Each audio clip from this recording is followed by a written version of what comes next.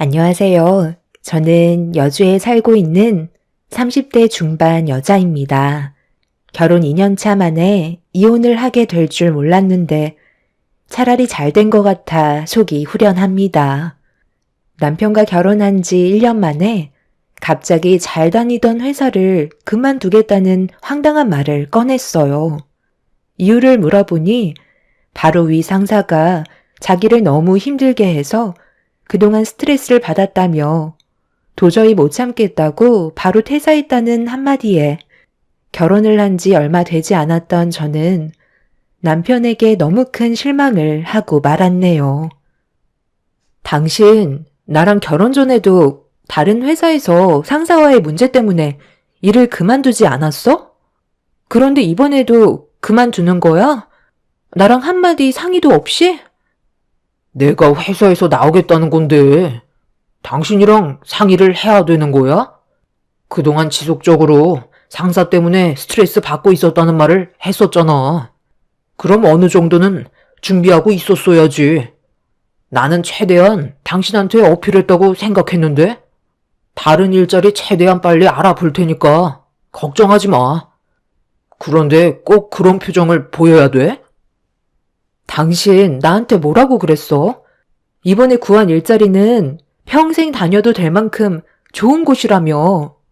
회사 사람들도 다 잘 챙겨준다고 하더니만 이제 와서 한마디 말도 없이 이런 식으로 퇴사하면 당장 지출해야 되는 금전적인 부분들에 차질이 생기잖아.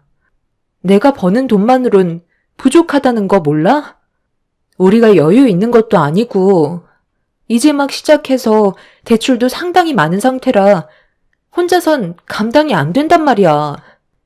젊은 나이도 아니고 30대가 넘어간 당신이 구할 수 있는 일자리가 얼마나 많다고 요즘 시기에 취직도 쉽지 않은데 너무 무책임한 행동을 한 것 같아. 상사랑 감정적으로 문제가 있으면 잘 풀면 되는 거잖아. 워낙 고지식한 사람이라 대화도 잘 안 통해.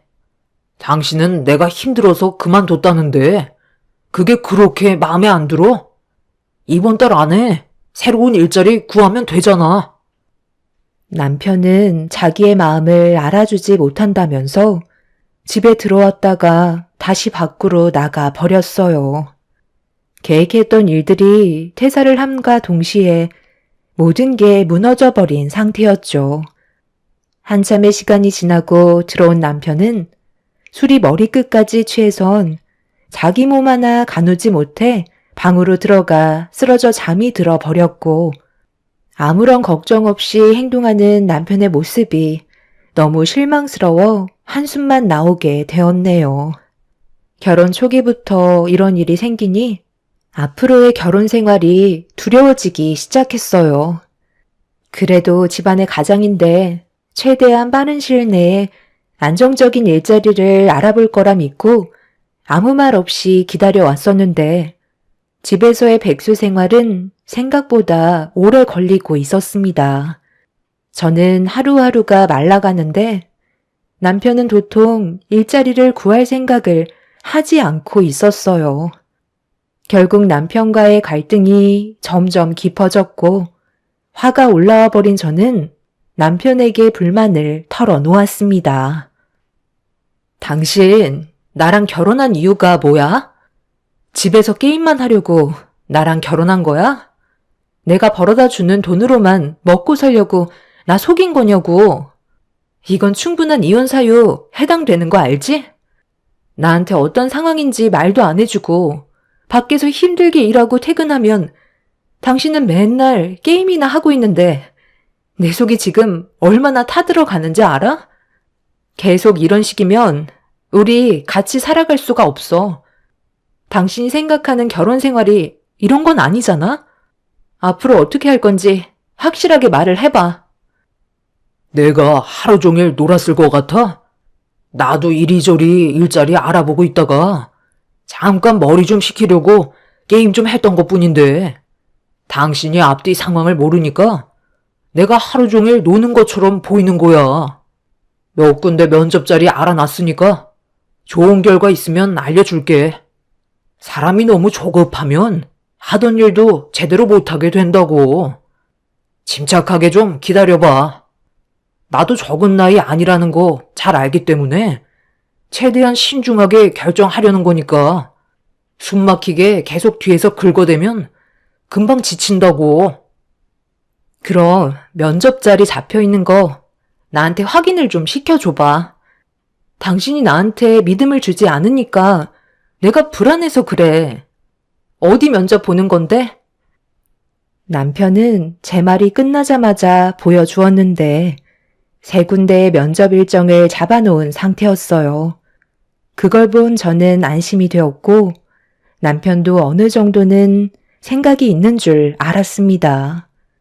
그런데 다음날 퇴근을 하고 들어왔는데 남편은 전날과 똑같은 모습을 하고 있었습니다.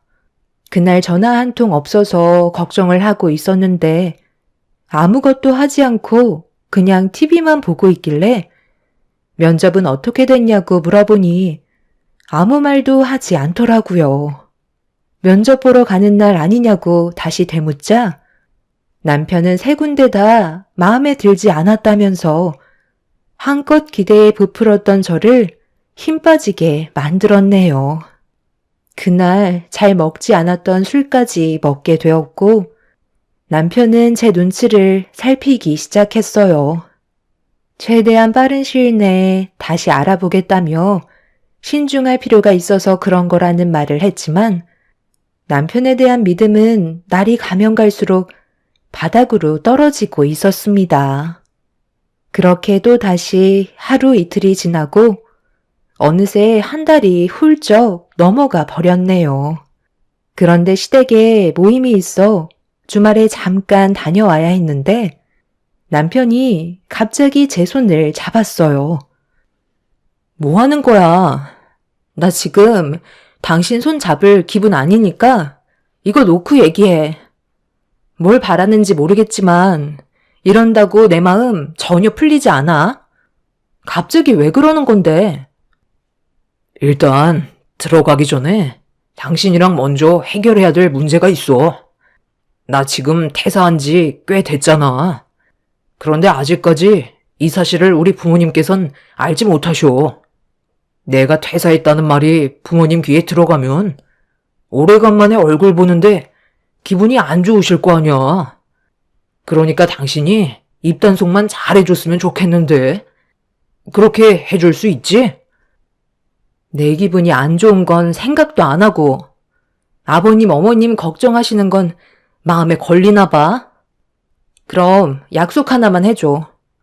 당신 퇴사한 거 말하지 않을 테니까 최대한 빨리 일자리 알아보고 안정적인 삶을 다시 되찾았으면 좋겠어.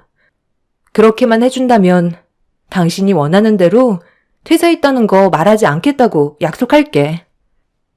남편은 저에게 최대한 빠른 시일 내에 취업을 하겠다는 약속을 했고 그렇게 확답을 받은 뒤에 시댁 현관문을 열며 들어갔네요. 이미 상당히 많은 식구들이 한자리에 모여서 즐겁게 대화를 주고받고 있었어요. 저희 부부를 보자마자 시댁 식구들이 반겨주시길래 표정 관리하면서 아무 일도 없었다는 듯 행동을 했네요. 그렇게 모두가 즐거운 식사 자리를 끝낸 뒤 함께 모여 그동안 제대로 나누지 못했던 대화를 주고받고 있었는데 큰형님이 저희 부부는 어떻게 살고 있냐는 질문을 했어요.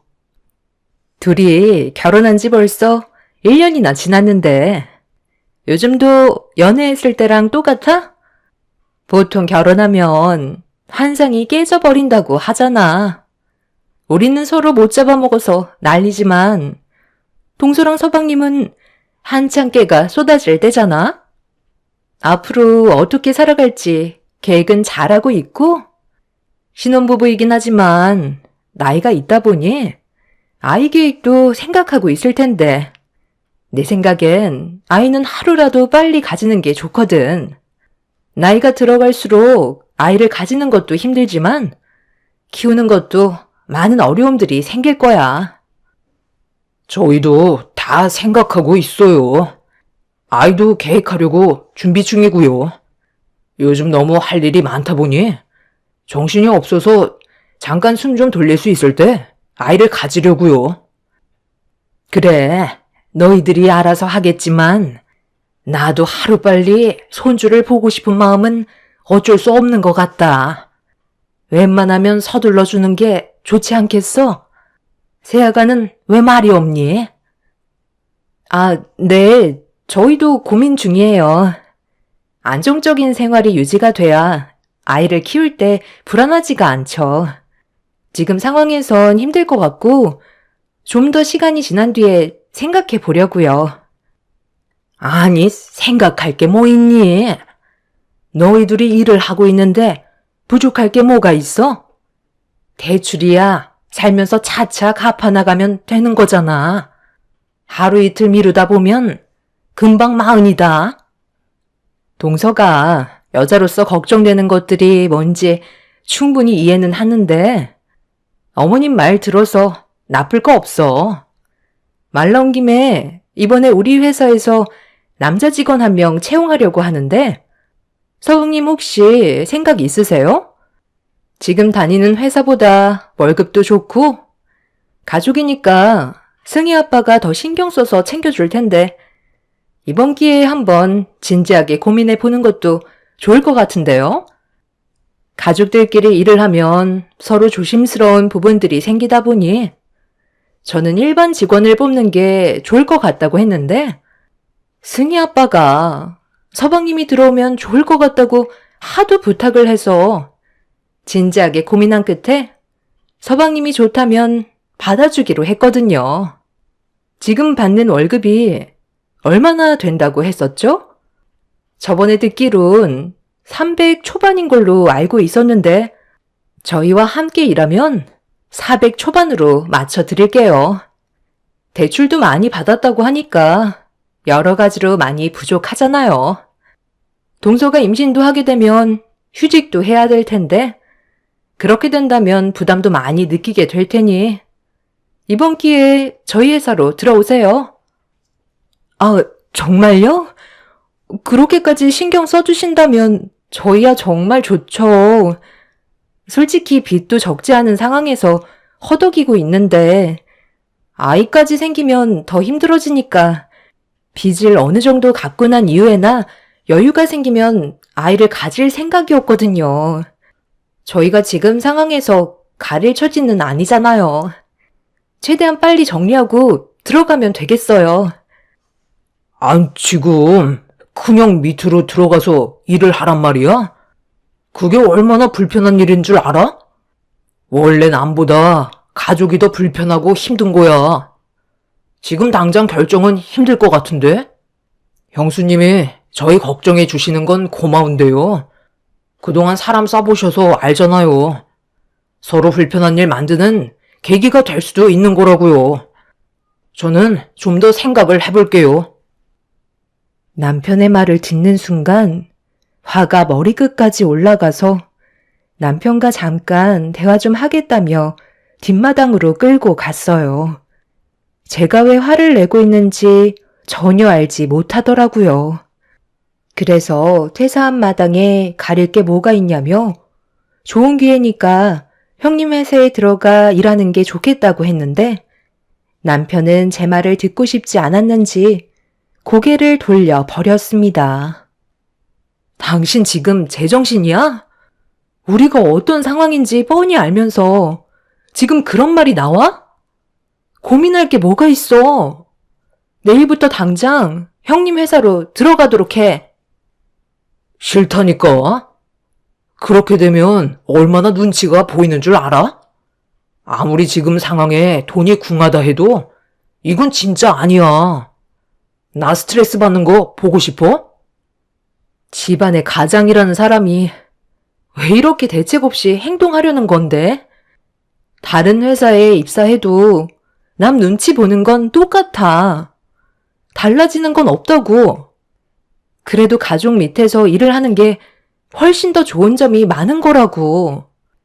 당신이 열심히만 하면 더 많은 것들을 챙겨주신다는데 그깟 자존심이 그렇게 중요해? 나랑 미래에 태어날 아이 생각은 해야 할 거 아냐. 당신 원래 이런 사람이었어? 이런 식으로 가정을 꾸리며 살고 싶은 거냐고. 나는 안정적인 삶을 살고 싶은 것 뿐이라고. 아, 그래, 알았어. 흥분하지 말고 좀 침착해. 이러다 우리 가족들 다 듣겠다. 내가 며칠만 생각해보고 다시 얘기해 주도록 할게. 그러니까 이제 그만해. 저는 남편을 도저히 이해할 수가 없었어요. 일을 그만둔 지 한 달이 넘어가고 2달째인데 변화되는 건 하나 없이 집에서 게임만 하면서 숟가락으로 밥을 퍼서 먹여주겠다는 걸 거절한 남편이 너무 실망스러웠습니다. 남편은 시댁 식구들이 자기가 퇴사한 걸 듣게 될까봐 눈치를 보며 저를 진정시켰고 며칠 이내로 답을 주겠다면서 급하게 시댁으로 들어가 버렸네요. 화가 머리끝까지 올라온 상태라 흥분을 가라앉히지 못한 저는 한참 동안 밖에 있다가 다시 시댁으로 들어가게 되었고 남편은 저와 대화한 게 아무렇지도 않은 듯 시댁 식구들과 웃고 떠들고 있었어요. 그렇게 시댁에서 힘들게 표정 관리만 하다가 집으로 돌아왔고 남편과는 냉전 사이가 되어 버렸네요.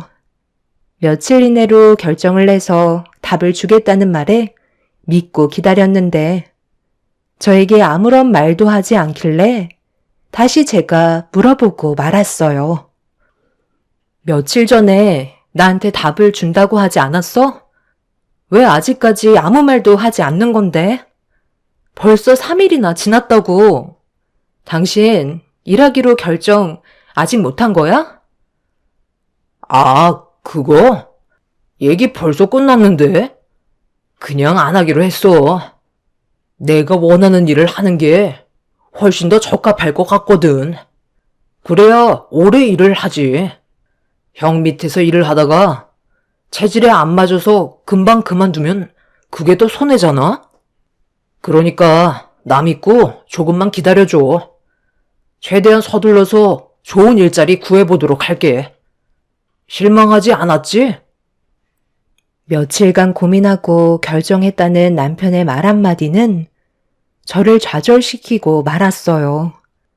그리고 그때 드는 생각이 이 사람과의 미래는 힘들 것 같다는 판단을 하게 되었고 어느 정도 마음의 정리가 되어가기 시작했어요. 함께 힘을 모아 앞으로의 인생을 열심히 살아가겠다는 의지를 보여주지 않는 사람과는 행복을 찾을 수 없을 것 같아 남편에게 마지막이라는 말과 함께 우리의 관계가 위태롭다고 하자 남편은 걱정하지 말라면서 제가 가지고 있는 걱정거리들을 전부 없애준다고 큰 소리를 쳤습니다.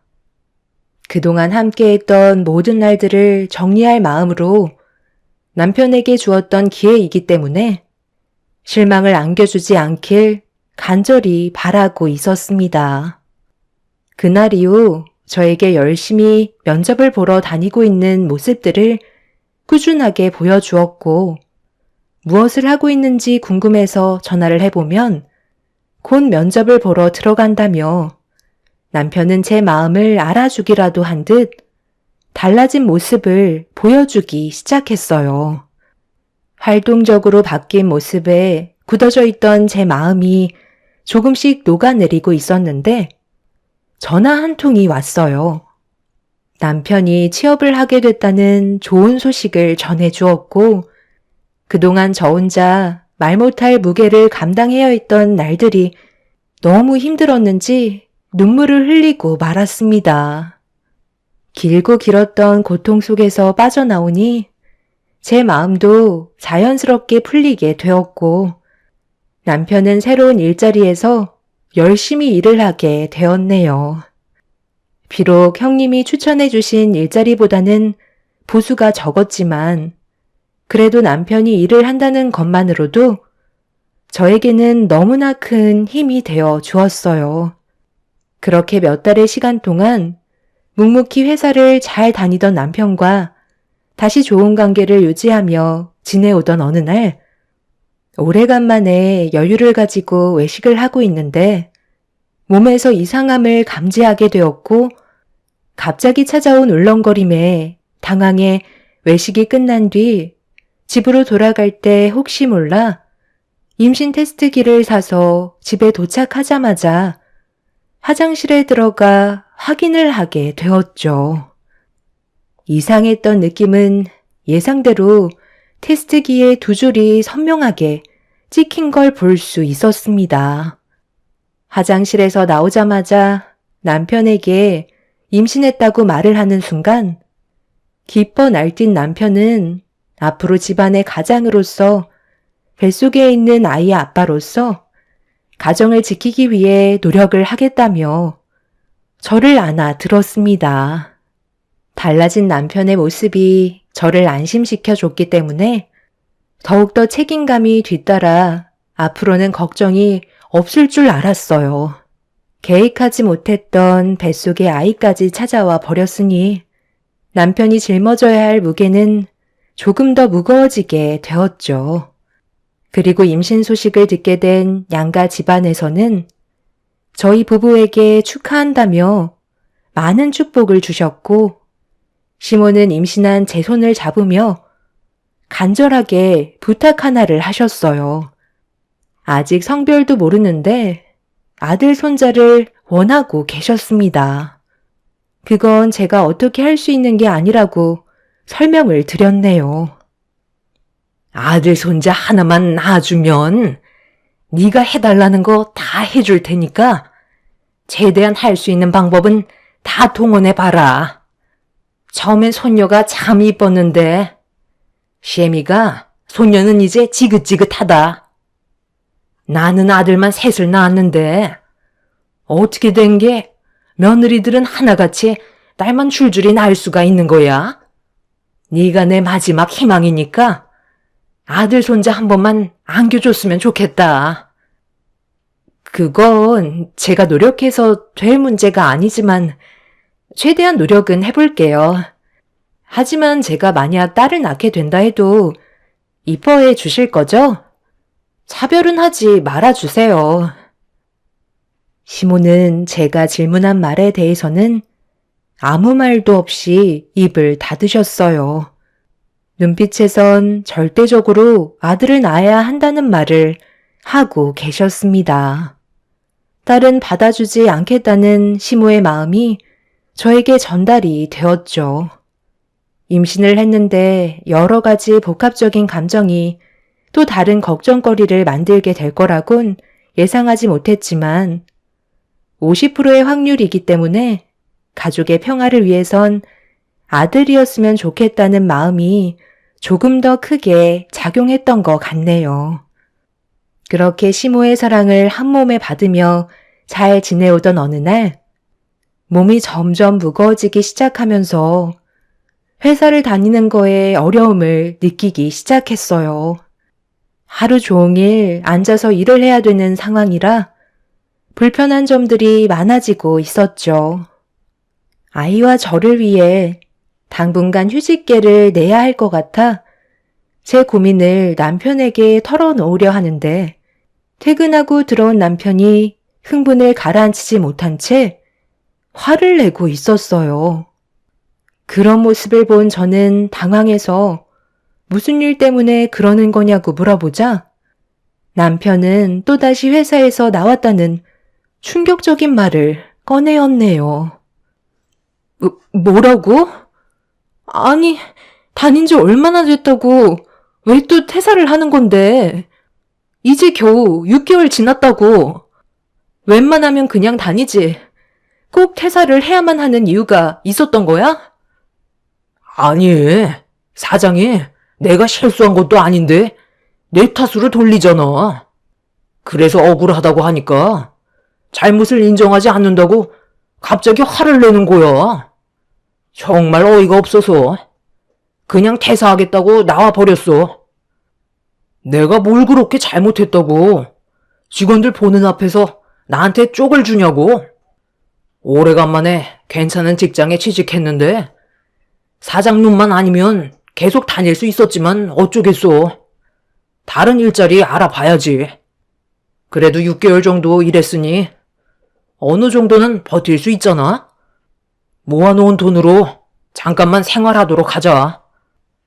당신 회사가 장난이야? 사장이랑 안 좋은 일이 있었어도 충분히 대화로 풀어나갈 수 있었잖아. 이제야 숨통이 트일만 하니까 또 일을 저질러? 당신 원래 이렇게 끈기 없는 사람이었어? 몇 달 있으면 뱃속에 있는 아이도 세상 밖으로 나오는데 불행만 안겨줄 거야? 왜 이렇게 철없이 구는 건데? 내가 이러고 싶어서 그런 게 아니라는 거 잘 알면서 그래? 일자리는 많이 있다고. 사장이란 놈이 인재를 못 알아보고 막대한 게 잘못인데 왜 나한테 뭐라고 그래? 저는 결국 그 자리에 주저앉아 눈물을 펑펑 쏟아냈고 남편은 저를 보며 답답하다면서 술이나 한잔하러 나갔다 오겠다며 6개월 전과 똑같은 행동을 보여주고 있었습니다. 앞으로 어떻게 살아가야 할지 더 이상 앞이 보이지 않았어요. 이런 상황 속에 하필 다음 날이 시모와 뱃속에 있는 아이의 성별을 확인하러 가는 날이었죠. 시모는 들뜬 마음으로 다음날 아침 일찍 전화를 주셨고 남편은 술에 쩔어 일어나지도 못하고 있었습니다. 그 모습을 보고 있는데 너무 화가 치밀어 올랐던 저는 찬물을 한 바가지 퍼서 입을 벌리고 자고 있는 남편의 얼굴에 냅다 부어버렸어요. 그리곤 일자리 구하는 동안 집에만 박혀 있지 말고 일당직이라도 구해서 일을 하라며 큰 소리 친 뒤 밖으로 나와 버렸네요. 남편은 술이 덜 깨선 온갖 짜증을 내며 자기 얼굴에 찬물을 부었다고 화를 내고 있었습니다. 그렇게 현관문을 박차고 나온 저는 시모와 함께 산부인과를 찾아가게 되었고 남편과의 고민에 대해 털어놓으려 하는데 시모는 뱃속에 있는 아이가 아들일 것 같다며 한층 들떠 계셔서 제가 가진 고민이 입 밖으로 나오지 않았네요. 결국 아무 말도 하지 못한 채 산부인과에 들어가 초음파 검사를 하는데 뱃속에 있는 아이가 웅크려서 모습을 잘 보여주지 않았어요. 좀 전에 남편과 한바탕 하게 되면서 아이가 많이 놀랐는지 움직이지도 않고 있었네요. 시모는 원장님의 입만 바라보면서 아들이길 바라는 간절한 마음에 양손을 모으며 쳐다보고 있었는데 고개를 갸우뚱하며 한참 동안 초음파로 뱃속에 있는 아이의 상태를 보다가 아주 이쁘게 생겼다는 한마디를 꺼내셨습니다.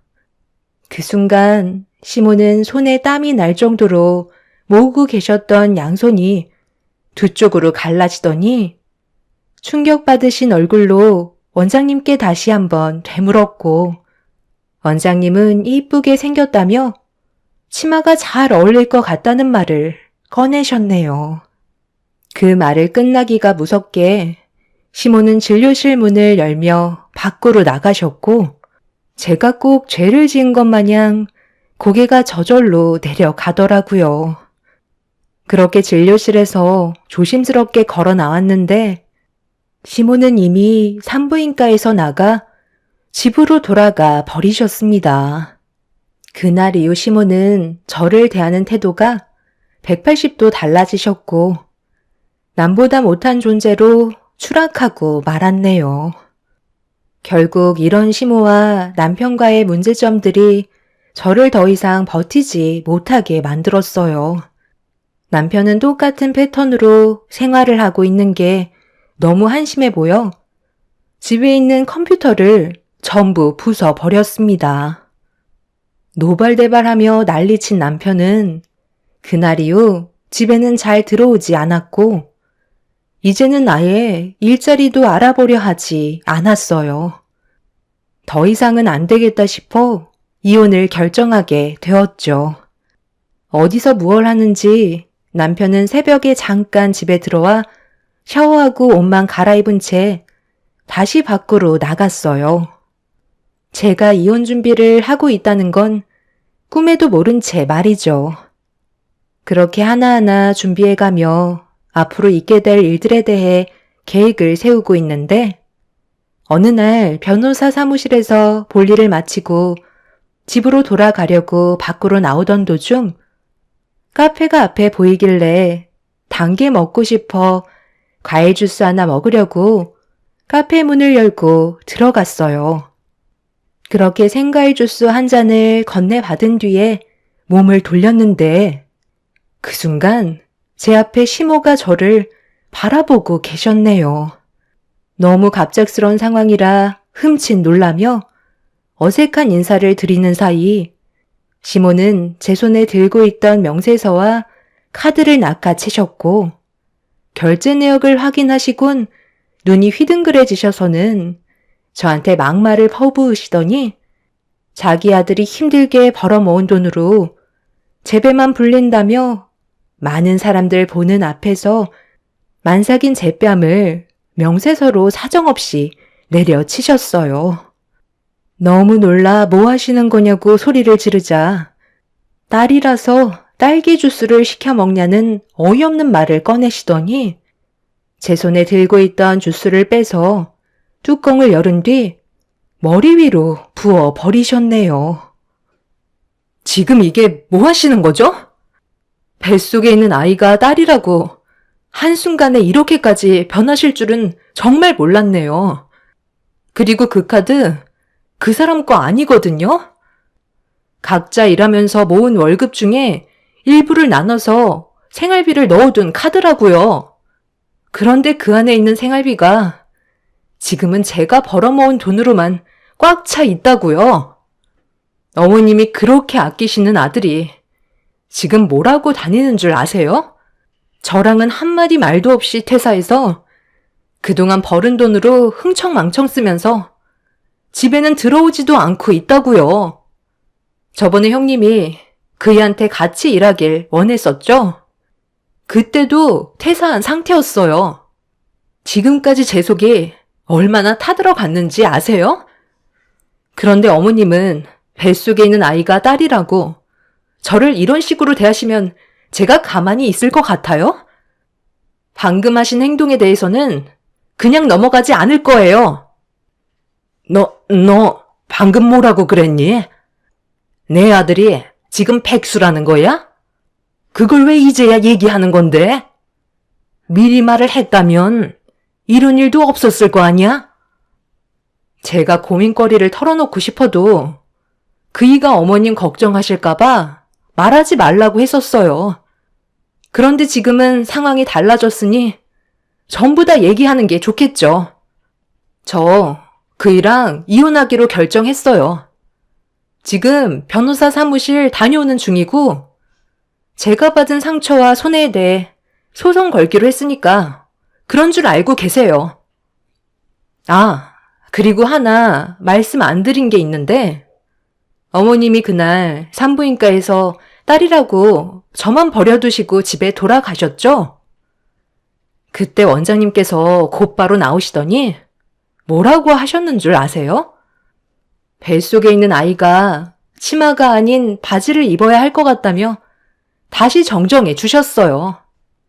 그래서 초음파 검사를 다시 해보니까 뱃속에 있는 아이가 아들이더라고요.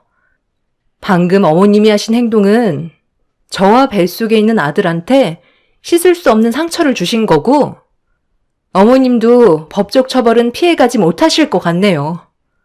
사장님, CCTV 좀 확보해 주세요.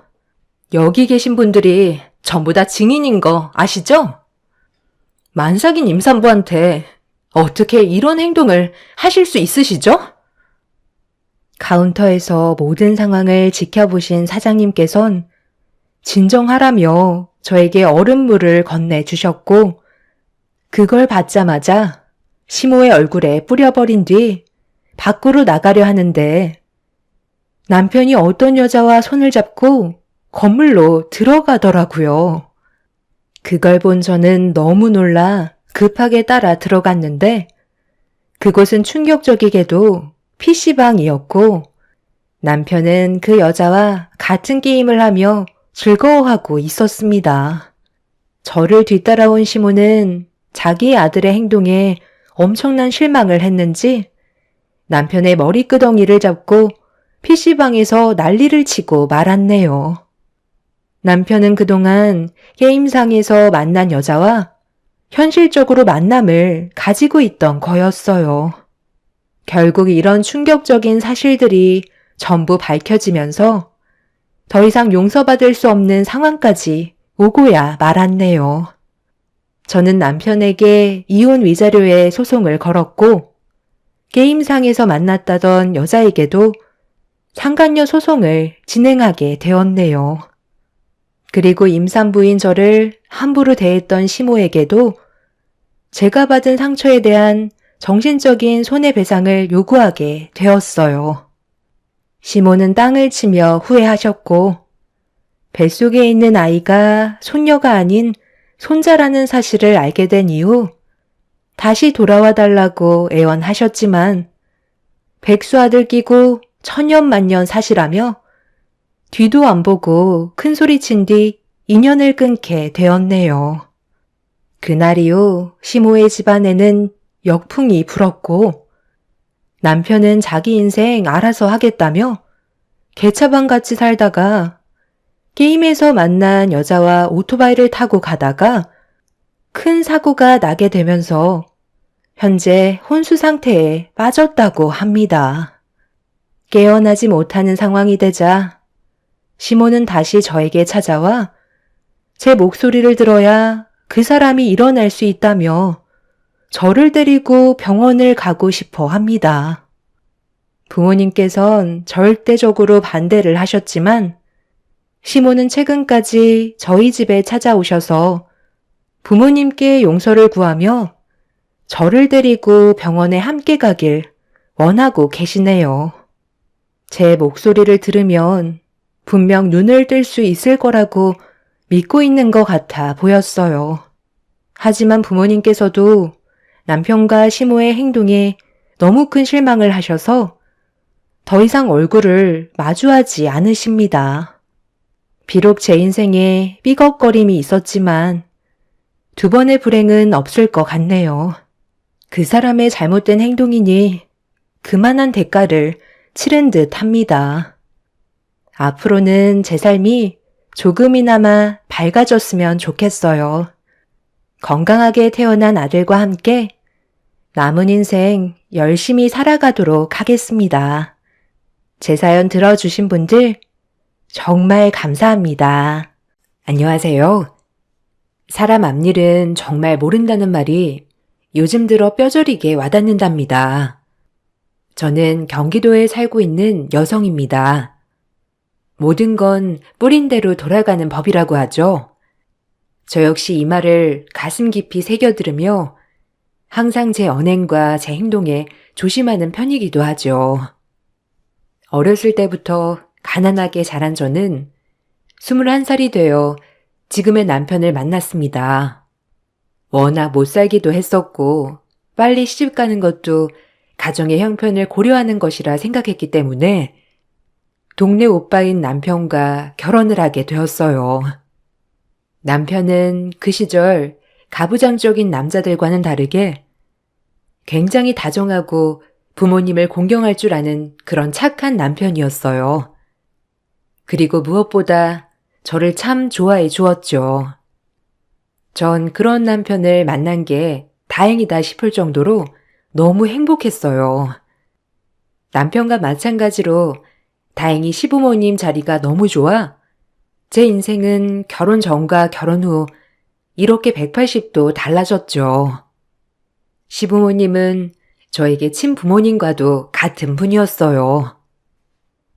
예, 너 고등학교도 졸업 못했는데 내가 학교라도 보내줄까?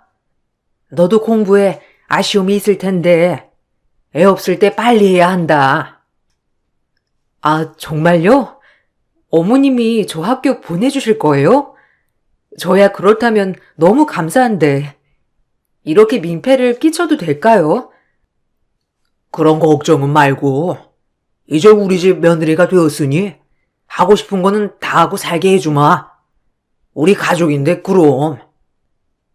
감사해요. 저까지 신경 안 써주셔도 되는데. 그래도 학교 보내주시면 저 정말 열심히 공부할게요. 감사합니다. 시부모님은 고등학교도 제대로 마치지 못한 저에게 학교까지 보내주시며 저를 딸처럼 여기셨습니다. 전 그런 시부모님 덕분에 시집을 가서 공부를 시작했어요. 워낙 배움에 목이 마르기도 했었고, 시부모님도 저에게 후회로 남지 않겠냐며 공부를 권해주셨죠. 전 그렇게 고등학교도 졸업하게 되었고, 대학 공부도 마칠 수 있었어요. 제 은인이죠. 제 나이 또래에 대학을 나왔다는 건 흔히 있는 일은 아니었거든요. 시부모님은 워낙 동네에서도 성품이 좋으셨고 잘 사는 집이기도 했으니 마음의 여유도 많으신 분들이었죠. 그런 시부모님의 성품을 쏙 빼다 박은 것이 지금의 제 남편이고요. 남편에겐 형제가 형 하나 있었어요. 물론 형도 결혼을 하였었고 저에겐 형님도 계셨죠. 태생부터 부유하게 자란 형님과 다르게 저는 워낙 못 살았기 때문에 형님은 그런 저를 별로 좋아하진 않으셨던 것 같아요. 처음부터 말이죠. 저와 남편과는 다르게 형님과 아주버님은 선을 봐서 결혼을 했다고 했어요. 그래서 그런지 두 분은 서로 말씀이 별로 없었어요. 부부가 맞나 싶을 정도로 말이에요. 동선에 줄줄이 딸린 동생들만 해도 몇 명이야? 아니 못 사는 집안에서는 꼭 애를 그렇게 낳더라. 아우 구질구질. 뭐라고요? 아무리 못 살아도 그렇죠. 그래도 우애도 좋고 단 한 번도 남한테 피해준 적도 없어요. 구질구질하다뇨. 동서야 뭐 이 집에 시집 왔으니까 두 발 뻗고 자겠지만 아무래도 동생들은 힘들지 않겠어? 동서도 참 대단하다. 무슨 뜻이에요? 형님, 항상 말에 늘 뼈가 있는 것 같아요. 어쨌든 좋은 뜻은 아니겠죠. 전 형님이랑 좋은 동서 관계로 지내고 싶은데 잘 지내봐요. 이제 우리 가족인데 종종 얼굴도 봐야 하는데 잘 지내면 서로 좋잖아요. 그러니까 저 좀 잘 봐주세요. 뭐? 아, 가족? 격이 맞아야 가족이지. 어머님 아버님 때문에 억지로 보는 사이인 거 몰라? 난 동서랑 엮이고 싶은 생각 추워도 없으니까 어디 가서 나한테 친한 척 하지 마. 알겠어? 어머님도 참 보는 눈도 없지. 어떻게 저런 애를? 아휴. 입혀줘, 학교 보내줘, 먹여줘. 아주 이건 거지 동냥하는 것도 아니고. 그게 다 돈이 얼마야. 도련님도 보는 눈도 없지 참. 어미 지금 말 뭐라고 했냐? 거지 동냥? 너네가 알던 그네 맞냐? 어쩜 그리 아픈 말만 싹싹 골라서 손아래 동서에게 면박을 줘? 아, 어머니 오셨어요? 아, 그게 아니라 동서가 너무 말대답을 하길래 저도 모르게 나와버렸지 뭐예요. 죄송해요. 사람 위에 사람 없고 사람 아래 사람 없다. 다 평등한 거야. 말 조심하렴. 네가 윗사람이니 마음 좀 넓게 쓰고 어? 다행히 뒤에서 듣고 계신 시어머니가 형님을 혼쭐 내주어서 형님은 죄송하다고 하였어요. 저한테 하는 사과는 아니었지만요. 태생부터 저와 아예 다르다고 생각한 것인지 형님은 늘 저를 좋게 보진 않았고 저와 제 남편이 잘 지내는 꼴마저 보기 싫어하는 것 같았어요. 그런 저를 못마땅하게 생각했고요. 그래서 그런지 어머님에게 종종 혼돈하곤 했어요. 어머님은 늘 저에게 엄마 같은 존재였습니다. 형님에게 저를 지켜주는 울타리 같다고나 할까요? 전 그런 시부모님에게 늘 감사했고요. 새아기랑 큰애, 내 방에 좀 들어오거라. 이거 내가 시집 올 때 시어머니한테 받았던 건데 너희 하나씩 물려주마. 며느리들 다 들어오면 하나씩 주려고 했는데 이제서야 이렇게 줄 수 있게 돼서 얼마나 기쁜지. 자, 여기 하나씩 바꿔라. 와, 너무 예뻐요, 어머님. 그래도 귀한 물건인데 이렇게 주셔도 되는 거예요? 감사합니다. 저도 며느리 생기면 꼭 물려주고 싶어요. 아유, 그렇게 예뻐? 큰애는 어떠니? 이게 생긴 건 이래도 아주 귀한 물건이야. 내 시어머니가 돌아가시기 전에 주신 거거든. 아, 근데 어머님, 저랑 동서랑 똑같네요. 아무리 그래도 손윗사람과 손아랫사람이 엄연히 구분되어 있는 건데 이런 식으로 늘 똑같이 대우해 주시면 동서가 절 어떻게 보겠어요?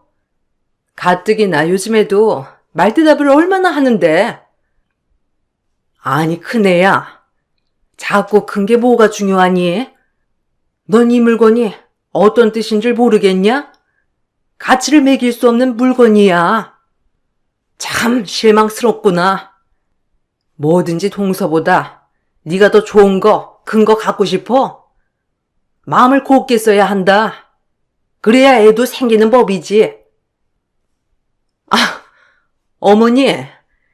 어머님이 이렇게 동서 앞에서 저를 면박 주시니까 제가 뭐가 돼요? 좀 말 좀 가려해 주실래요? 형님, 어머니 말씀하시는데 그게 무슨 말씀이세요? 어머님은 저희 생각해서 이렇게 주신 건데 얼른 받으세요.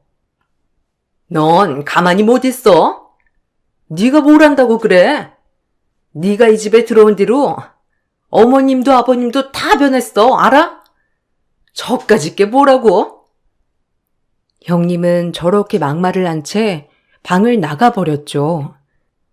시어머니는 혀를 끌끌 차며 저보고 미안하다고 했어요. 본인 앞에서도 저러는데 제 앞에서는 오죽하겠냐고요.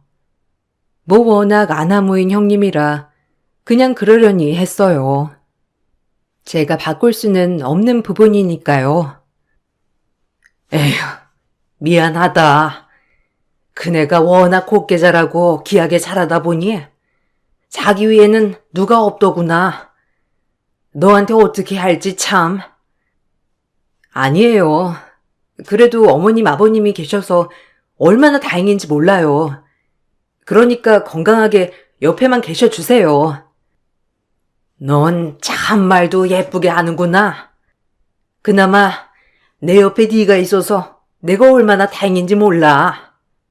너한테만 하는 말이지만 큰애가 정이 없잖냐. 그래도 옆에서 이렇게 딸처럼 구는 네가 있어서 얼마나 좋은지. 그러니까 너도 편하게 지내라.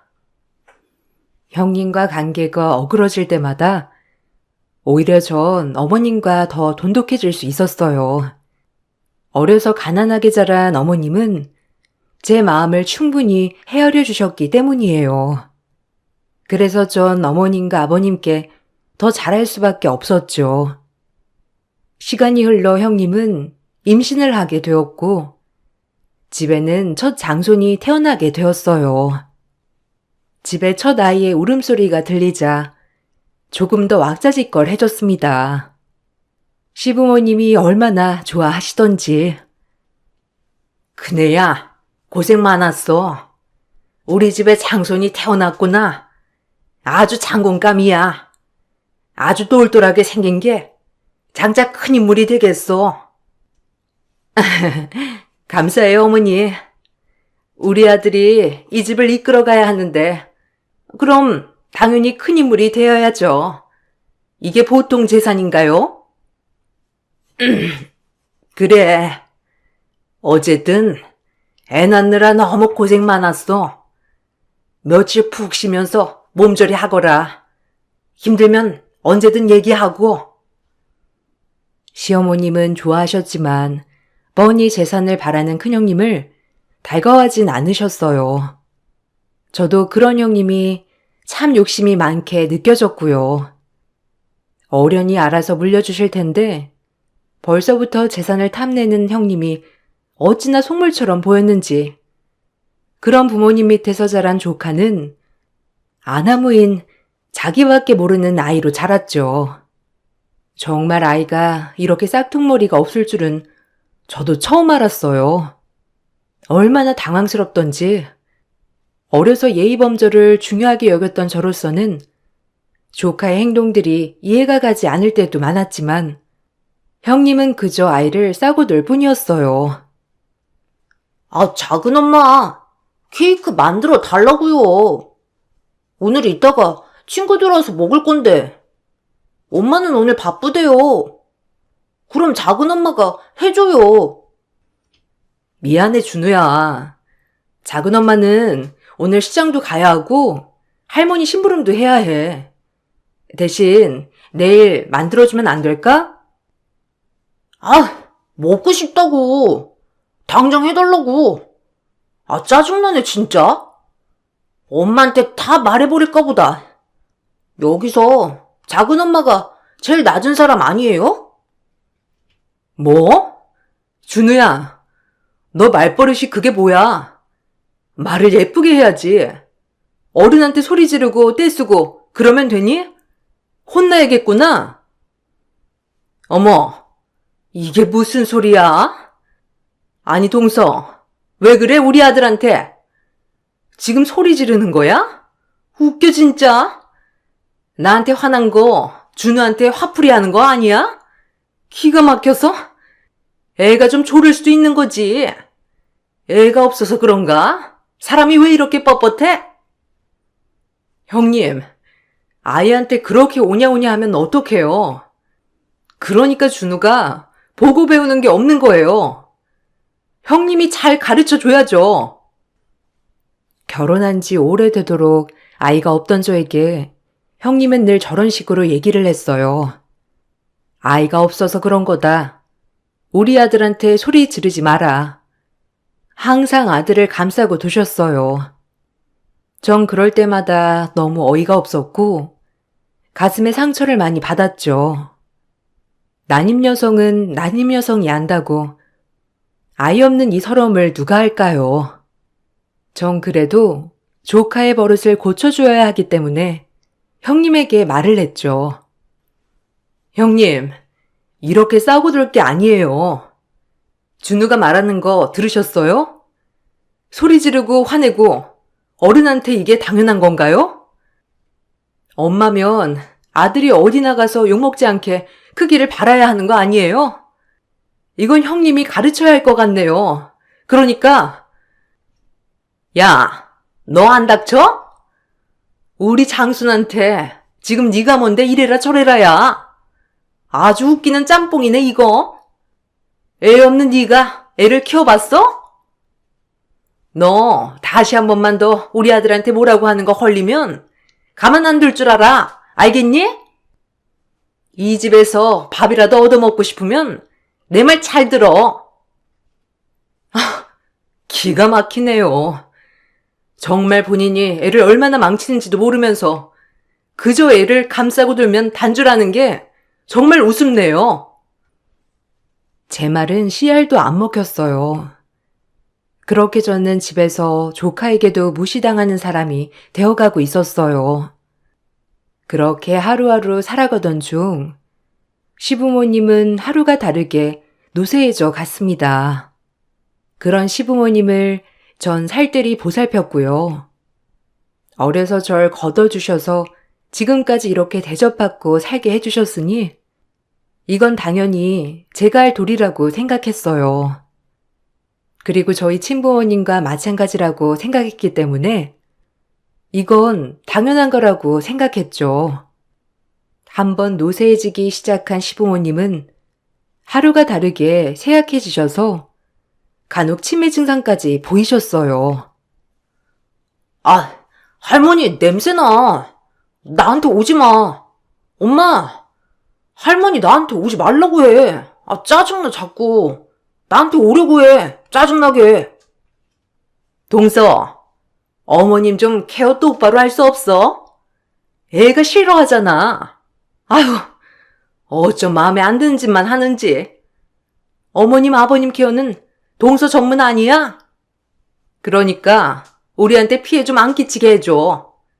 같이 산다고 이렇게 피해 주는 건 아니지. 알겠어? 아유, 짜증나. 형님, 주 누나 케어하세요. 말버릇이 어쩜 저리 못됐는지. 정말 너무하네요. 어머님이 그동안 준우랑 형님한테 어떻게 했는데? 형님은 어머님, 아버님이 아프시자마자 바로 등한시했어요. 그리고 장조카 또한 마찬가지였고요. 불쌍한 아버님, 어머님은 저에게 수발을 받으며 뒷방 노인으로 하락했죠. 워낙 재산이 많으시던 분이었는데 아프니까 다 소용이 없더라고요. 평소엔 그렇게 호시탐탐 재산을 노리던 형님도 아픈 시부모님을 상대하기 싫었는지 그저 상속받을 재산 관리만 하곤 신경도 안 썼죠. 전 그런 시부모님을 살뜰히 케어했습니다. 아침 저녁으로 식사에 신경 썼고 병원도 다 모시고 다녔죠. 남편은 그런 저에게 고마워하기도 했고요. 하지만 시부모님에게 이렇게 하는 것은 당연한 것이라고 생각했어요. 다시 그때로 돌아가도 마찬가지로요. 여보, 고마워. 자기 부모님처럼 우리 엄마 아버지가 며느리 하나는 진짜 잘 뒀다. 나도 장가 하나는 진짜 잘 갔고. 항상 고맙고 미안해. 아니야, 내가 더 잘해야지. 어머님이 그동안 베푼 사랑에 비하면 한없이 모자라. 알잖아, 어머님이 어떻게 했는지. 엄마가 얼른 건강을 회복하셔야 하는데 어떡하냐 진짜. 너도 꼼짝없이 집에만 붙들려 있고 나라도 도와줘야 하는데. 남편은 늘 이런 식으로 제 몸을 살뜰히 아꼈죠. 아이는 없었지만 부부 사이는 더할 나위 없이 좋았고 몸이 아프신 시부모님이지만 제가 건강했기 때문에 부모님 케어는 문제되지 않았어요. 하지만 행복은 오래가지 않았어요. 그렇게 병간호가 계속되었고 사람이 이렇게 불행하나 싶을 정도로 일이 터졌죠. 바로 일하다가 남편이 사고를 당해서 심하게 다치고 말았어요. 정태우 씨 보호자 되시죠? 지금 여기 아산병원인데요. 빨리 와주셔야겠어요. 응급수술 들어가야 해서요. 네? 금방 갈게요. 정태우 맞나요? 아니, 몸이 어떻게 됐길래 하루 수술에 들어가요? 네? 상태라도... 남편은 건설 일을 하였는데 건설 일을 하다 높은 곳에서 떨어져 뇌출혈로 응급수술을 들어간다고 했어요. 전 부랴부랴 병원으로 달려갔고 그렇게 남편은 긴급수술을 들어갔습니다. 몇 시간이 흐르고 남편은 의식을 잃은 채 중환자실로 옮겨졌죠. 그렇게 전 시부모님과 남편을 돌봐야 하는 상황이 되었어요. 마음은 속상하고 희망은 안 보였지만 그래도 남편이 살아있다는 것만으로도 용기를 내려고 했죠. 하지만 삶을 포기하고 싶을 정도로 아득한 나날이었어요. 남편은 퇴원을 해서도 병간호를 받아야 할 지경이 되었고 시부모님은 점점 더 쇠약해져 이젠 저까지 못 알아볼 정도가 되었어요. 집에 몸이 안 좋은 사람이 3명이나 되자 형님네는 저에게 더욱더 냉정하게 대하기도 했어요. 얼마나 속이 상하던지 가족이 아니었죠. 아니, 서방님을 요양원에 모시던지 어머님 아버님을 모시던지 집에 병자만 누굴누굴 어디 멀쩡한 사람이 안 아프고 배겨? 형님, 말 조심하세요. 제가 모시고 있는 거잖아요. 형님은 손 하나 까딱 안 하면서 어떻게 말씀을 그렇게 하세요? 뭐? 이 집에 공짜로 사니까 배는 게 없지? 지금 내가 동선에 얼마나 참고 있는 줄 알아? 셋 다 요양원에 보내던지. 아유, 우리 아들 정서에도 안 좋아, 알아? 집에 쭉 늙은이랑 환자만. 우리 아들이 뭘 보고 배우겠냐고.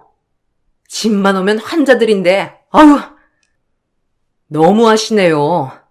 어머님, 아버님이 살아생전에 준우를 얼마나 예뻐하셨는데, 그렇게 쉽게 말씀하시다니, 진짜 너무하세요. 형님은 제 이야긴 들은 척도 안 했어요. 그렇게 형님은 시부모님과 제 남편 꼴을 보기 싫어했어요. 정말 속상했죠. 하지만 그도 얼마 안 가 시부모님은 한날 한시에 눈을 감았어요. 두 분 다 제가 임종을 하였고 그렇게 장례는 시작되었죠. 한평생 저에게 잘해주시기만 했던 시부모님이 돌아가시니 정말 세상이 무너질 것처럼 눈물이 나더군요. 한 번도 시부모님이라고 생각한 적이 없어서 그랬나 봐요. 3일장을 끝내고 시부모님 장지를 마치고 연구차를 타고 오던 길 형님은 차를 세우더라고요. 동서랑 서방님은 어서 내려. 이제 우리 볼 일 없잖아? 어머님 아버님도 돌아가신 마당에 우리 집에서 같이 살겠다는 건 아니지? 이제 알아서들 살아. 얼른 나가란 말이야. 난 이제 그 꼴 못 보겠으니 어서 나가. 아유, 구질구질. 드디어 해방이다. 형님은 저와 남편을 두 손으로 힘껏 밀며 저희를 차에서 몰아냈죠. 저희는 그렇게 길에서 버려졌습니다. 얼마나 어이가 없던지. 아니, 눈물부터 나왔죠. 몸이 불편한 남편도 당황하긴 마찬가지였고요. 형님은 그렇다 치지만 남편의 형인 아주버님마저 저희를 외면했어요. 전 그렇게 남편과 모텔 투숙을 전전하다 13만 원짜리 쪽방 한 칸을 마련했죠. 집에서 빈털터리로 쫓겨난 건 물론이고 시부모님의 재산 모두 형님과 아주버님이 가로챘기 때문에 수중에 돈 한 푼 없었거든요. 얼마나 막막하던지. 미안해. 내가 형 좀 만나볼까? 아니 형도 이럴 사람이 아닌데 진짜. 내가 너 볼 면목이 없어. 우리 연구차에서 쫓아낼 때 아주머님도 한패였어. 몰라서 그래? 우리 절대 안 만나줄 거야. 어차피 기대한 것도 없었지만 당신 산재 처리된 걸로 받은 보험금이랑 내가 벌면 되니까 너무 걱정 마. 이제 우리 힘으로 살아야지. 그동안 아버님, 어머님 힘으로 살았긴 하잖아. 자기는 그냥 제 아래만 힘써. 병원 빠지지 말고. 나도 이제 일을 알아봐야 할 것 같아서. 전 그렇게 일을 알아봤어요. 남편과 이대로 살 순 없었기에 뭐라도 해야 했어요. 아주버님과 형님은 저희를 철저히 차단했고 외면했거든요. 전 악착같이 이악 물고 버텼어요.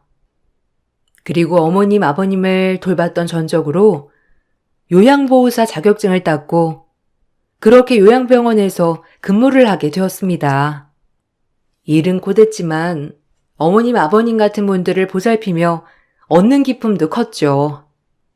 하지만 문득문득 떠오르는 감정들이 스쳐 지나가서 괴롭기도 했어요. 괜히 저 때문에 남편까지 집안과 척을 진 게 아닌지에 대한 걱정도 있었고요. 그렇게 하루하루 살아가고 있었어요. 남편은 최선을 다해 재활을 하였고 저 역시 한 푼 두 푼 열심히 모았죠. 그렇게 희망을 품고 살아가던 어느 날 출근을 하려고 집에서 나섰는데 웬 검정 세단 하나가 저희 집 앞에 주차를 해놓더라고요. 그러더니 검은 양복을 입은 한 사람이 내려 저에게 놀라운 말을 하였습니다. 그로 인해 저의 인생은 정말 달라졌죠. 재수 씨, 잘 지내셨어요? 죄송합니다. 근데 이건 진짜 아닌 것 같아서 찾아왔어요. 대우 있나요? 안에 들어가서 말씀 좀 나누시죠. 아니, 아주버님이 여기엔 어떻게? 저희 집은 어떻게 알고? 네, 들어오세요. 형님은 같이 안 오셨어요? 일단 들어오세요. 여보, 아주버님 오셨어. 일단 여기 앉으세요. 잘 지내셨어요? 오랜만이네요. 그래도 걱정이 되시긴 하셨나 봐요. 아, 형, 어쩐 일이야? 아니, 우리 집은 어떻게 알고? 형이 그렇게 가고 얼마나 어이가 없던지. 우리 집엔 웬일이야?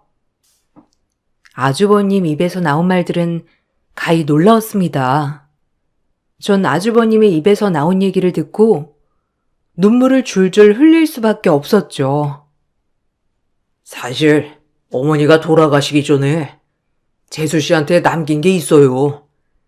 저한테 꼭 부탁한다고 남겨줬는데 그동안 제가 나쁜 생각을 하는 바람에 이걸 너무 늦게 해주네요. 애엄마도 이거 알고 난리가 났었고 모른 척 하려고도 했었고 근데 도저히 엄마 생각이 나서 안 되겠더라고요. 죄송해요. 그때 저도 아내 말에 그만 휩쓸려서 죄송해요. 제가 이러면 안 되는데 엄마 아빠한테 죄송해서. 아주버님이 하는 말은 아주 대박이었습니다.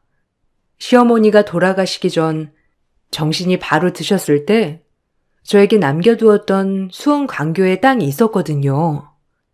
이걸 꼭 저에게 전달해달라고 말씀을 하셨더라고요. 그리고 나머지 재산은 동생과 똑같이 분할하라고 했고요. 하지만 이걸 알게 된 형님은 그 꼴을 보지 못했고요. 전 그 사실을 알고 분노에 떨었죠. 어머님 유언마저 다 묵살하려고 했던 형님이 용서가 되지 않았어요. 전 그 길로 바로 형님네로 쫓아갔습니다.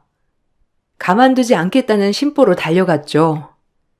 사람의 악의 끝이 어디인가. 전 그 집에 도착하자마자 문을 발로 뻥 차고 그 집으로 들어갔어요. 그리고 형님의 머리끄덩이를 사정없이 흔들어 댔습니다. 어머머, 미쳤어? 너, 여기가 어디라고 들어와? 이게 정말? 내가 너랑 같은 급으로 보이니? 이 구질구질한 년이? 어디 팔을 들여? 너 이거 안 나? 어디 이게 무식하게 내 머리를? 이건 나! 아줌마, 이 사람 좀 떼나봐요. 네? 이 나쁜 거사, 네가 그러고도 사람이야?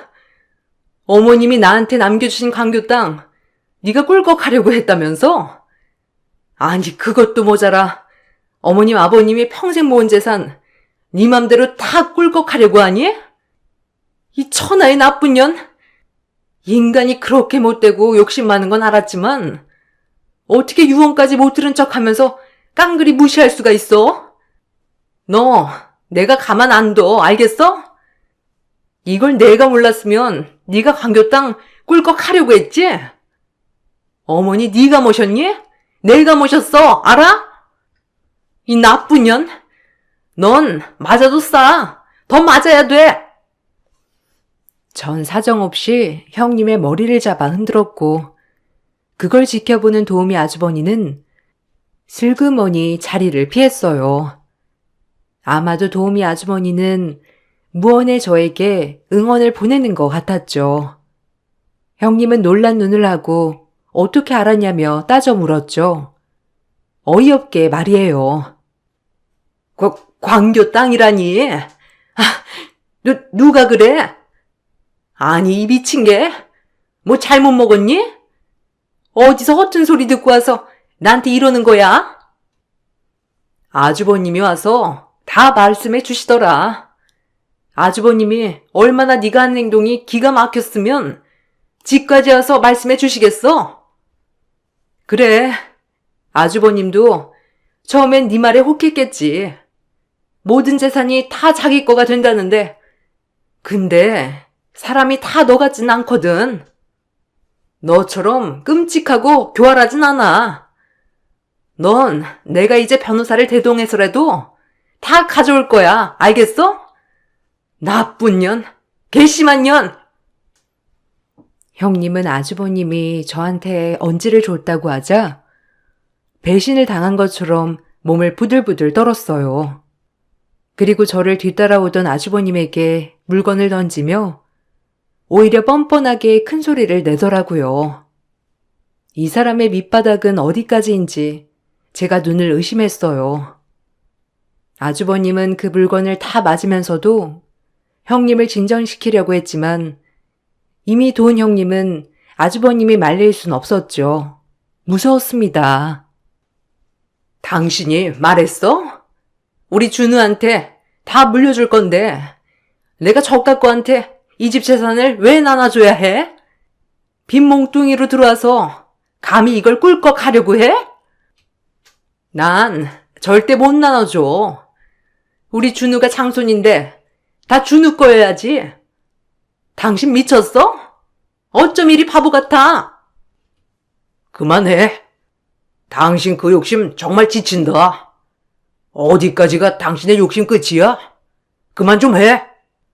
우리 엄마 아빠가 평생 일군 재산인데 내가 왜 내 동생이 저렇게 힘들게 사는 꼴을 봐야 하는데? 이혼해. 당신 같은 여자랑 못 살아. 준우도 그게 나을 거야. 당신 같은 엄마한테 잘하면 준우도 똑같아지겠지. 지금도 이기적인데 이혼해. 그리고 재수 씨한테 당장 사과해. 알겠어? 뭐? 이혼? 나 절대 못해. 이제야 이 재산이 내 손아귀에 들어왔는데 이혼은 무슨? 절대 안 돼. 알겠어? 미련한 놈. 아니 내가 이혼 소송 걸 거야. 당신이랑은 이제 하루도 못 살아. 알겠어? 끔찍해. 이제 그만하자. 어차피 사랑 없는 결혼. 형님은 끝까지 뻔뻔했죠. 아주버님의 이혼 요구에 저도 적잖이 당황했지만 그동안 아주버님이 얼마나 형님에게 질렸는지 알 수 있었어요. 전 기세를 몰아 형님을 더 몰아붙였습니다. 그리고 아주버님에게 어머님이 남겨주신 문서들을 받을 수 있었죠. 주지 마. 내 거라고. 저 빈티나는 거지년이 어딜 감히 우리 집 물건을 탐내? 얼른 안 나가? 야, 정신 차려. 작작하란 말이야.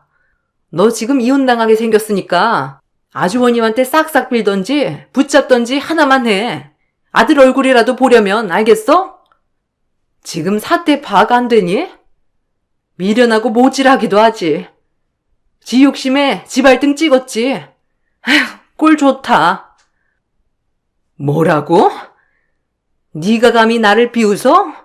니까짓 게? 너 내가 이대로 가만둘 줄 알아? 난 절대 이대로 못 물러나. 알겠어? 전 가수롭게 웃어줬고 그 길로 집에 가 남편을 다시 본가로 데리고 왔습니다. 그리고 하나하나 저희의 재산을 찾기 시작했어요. 아주버님도 순순히 저희를 도와주셨고요. 그리고 아주버님은 형님에게 이혼을 요구했어요. 절대 합의 이혼이 되지 않은 형님에게 결국 아주버님은 소송까지 걸어야 했어요. 악녀의 끝이었죠. 다행히 법원은 아주버님의 편이 되어주었고 형님은 양육권, 친권 모두 뺏겼죠. 아주버님은 미련 한 톨 없다는 듯이 법원을 빠져나갔고 형님은 미련이 남았는지 저희 집에서 떠나질 않았어요. 아니, 외부인이 우리 집엔 웬일이세요? 얼른 나가세요. 이제 이혼까지 다 끝난 거 아닌가요? 준우는 면접 교섭일 때나 보세요. 이렇게 막 찾아오지 마시고. 아, 상종을 말아야지 내가. 저런 인간이랑 말을 섞다니. 아우, 불결해. 아주머니, 여기 소금 한 바가지 뿌려줘요. 내 이럴 줄 알았지. 사모님 살아계셨을 때부터 못돼 처먹었더니 네 꼴이 이렇게 될 줄 알았다. 나쁜 것. 소금이나 받아라. 아, 아줌마까지 나한테 지금 이럴 수 있어? 내가 가만둘 줄 알아? 너네 연놈들 다 가만 안 둘 거야. 알겠어? 막내 사모님 내쫓았을 때 내가 너 사람이 아닌 거 알고는 있었어.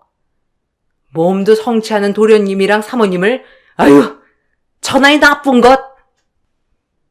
일하시는 아주머니는 얼른 소금을 가져다가 그 여자에게 소금을 뿌려댔습니다. 아주 꼴이 우스웠죠. 그리고 형님은 찍소리도 못한 채 나갔어요. 자꾸 찾아오면 아주버님이 접근금지 신청까지 한다고 협박을 했기 때문이에요. 그리고 정말 기적같이 남편은 일어났습니다. 재활치료를 꾸준히 한 덕분이었죠. 전 감동의 눈물을 흘렸고 너무 행복했어요. 내 남편이 이렇게 잘 걷다니. 그동안 너무 고생했어. 내가 지켜주지도 못하고 혼자 외로운 싸움 힘들었지? 형도 고마워. 모른 척 할 수 있었을 텐데. 형수랑 이혼까지 하면서 이렇게 우리 가정 지켜줘서 고마워. 내가 이제 더 잘할게. 우리 가족한테. 엄마 아빠한테 좋은 모습 보여드려야지. 네가 이렇게 일어나니까 좋다. 얼마나 마음이 안 좋던지. 그리고 그때는 내가 진짜 할 말이 없어. 미안하다. 잘못된 판단으로 너나 재수씨가 고생 많았지? 아니야. 그래도 형 덕분에 다 찾았잖아. 그때 형이 모른 척 했으면 아마 우리 인이가 더 힘들었을 거야. 정말 고마워. 아주버님, 정말 감사해요. 처음엔 힘들었지만 그래도 이렇게 바로 잡아주셔서 감사해요. 다 아주버님 덕분이에요. 아니요. 재수씨 덕분이죠. 우리 엄마 아빠 그렇게 살뜰히 모셔줬는데 당연히 재수씨가 받을 만한 겁니다. 죄송해요. 이제 저는 준우만 잘 키우도록 할 거예요. 지금도 저렇게 이기적인데 어떻게 바로 잡아줘야 할지 아득하지만 제가 아빠니까요. 아주버님은 굳은 심지를 보였고 그렇게 저희는 행복하게 모든 일을 마무리할 수 있었습니다. 얼마나 기쁘던지. 모든 걸 제자리로 찾아간 지금이 제일 행복해요. 시간이 많이 흘렀고 전 그렇게 되지 않던 임신도 되어 아이도 낳았어요. 그 아이가 벌써 고등학생이 됩니다. 아이를 워낙 늦게 낳아서 늦둥이 엄마지만 그래도 아이가 주는 기쁨이란 정말 세상 그 무엇과도 비교할 수 없더군요. 어머님이 살아계셨다면 참 좋아하셨을 텐데 시간이 참 많이도 흘렀죠. 어머님이 주신 광교 땅은 지금 저에겐 엄청난 부로 돌아오기도 했고요. 아직까지도 참 감사한 분이죠. 매번 잊기만 하다가 저도 글을 써봤는데 참 제 세월도 만만치 않았던 것 같아요. 형님이 낳은 장손 저희 조카도 오히려 아빠 밑에서 사니 지금은 언제 그랬냐는 듯 아주 예의 바른 청년으로 자랐어요. 혹시라도 지금 역경과 고난에 힘들어하신 분들 조금만 더 힘을 내세요. 꼭 지금의 힘듦이 다 보람으로 돌아올 테니까요. 저도 참 아득한 세월 어떻게 버텼나 싶기도 하면서 그래도 버티니까 이렇게 긍정이 되어 돌아오더라고요. 그래서 지금 현실이 힘들더라도 꼭 이겨내어 살아야겠다고 생각을 했습니다. 어려운 시기 언제나 힘내시길 바랄게요. 저는 언제 힘들었냐는 듯이 지금이 제일 행복하거든요.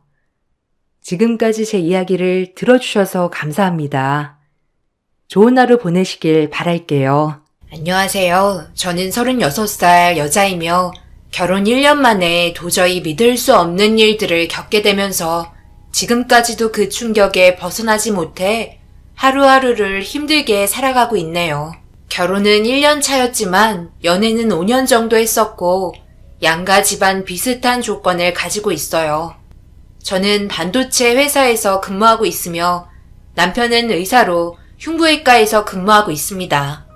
연애를 오래 했었기 때문에 양가 집안에는 진작에 인사를 드린 상태였고 결혼하는데 크게 문제될 만한 것들은 없었어요. 그런데 남편과 신혼여행을 떠나면서부터 무언가 느낌이 좋지 않았고 시모와 단둘이 대화를 하는 데 있어 신경질적으로 변한 남편의 모습에 당황스러워 무슨 일인지 조심스럽게 물어봤지만 별일 아니라면서 아무런 답도 해주지 않았습니다. 원래 속마음을 잘 드러내지 않아서 무슨 생각을 하고 있는지 모를 때가 많지만 크게 문제될 것 같지는 않았었는데 앞으로의 결혼 생활을 하면서 함께 지내게 되면 분명 마찰이 자주 생길 것 같아 남편에게 연애하는 사이가 아닌 이제 부부 사이니 속으로 담아두었던 것들 혼자 앓고 있지 말고 서로 공유했으면 좋겠다며 조심스럽게 제 의견을 말했습니다.